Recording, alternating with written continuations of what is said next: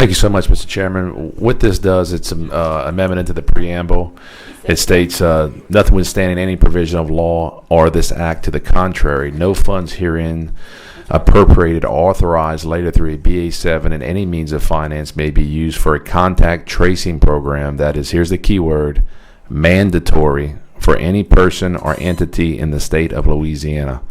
So as long as these programs are left voluntary, which has been described to us by the administration, this wouldn't have any effect on the funding, but this would affect funding to require any Louisiana citizen to participate in a mandatory program. And what I'm meaning is we've got a lot of calls back home, Jay, as you know. I'm sure your office has gotten as many calls. Our citizens, without their consent, are worried about evasive questioning, interviews, their cell phones being tracked, families being divided, businesses recording, entering, and exiting their business being required, invasion of their privacy.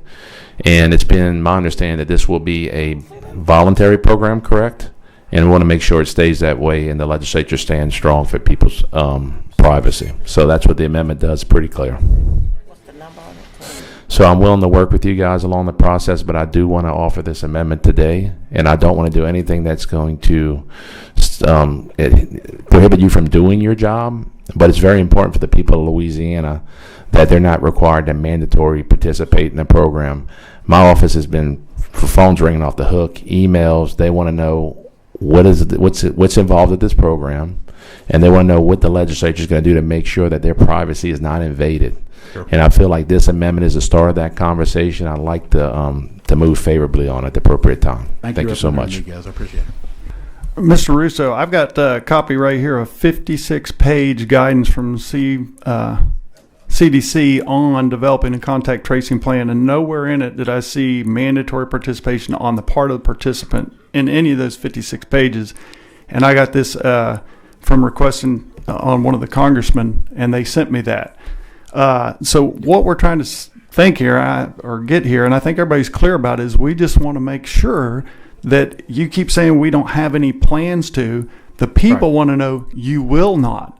And there are plenty who will participate and they'll do it freely. But there's a large group of people like, hey, mandatory, I'm not okay with. Voluntarily, I may give you some stuff, but once it becomes mandatory, or I think there's some penalty for not self-isolating, or you taking my child, they want to know that's off the table.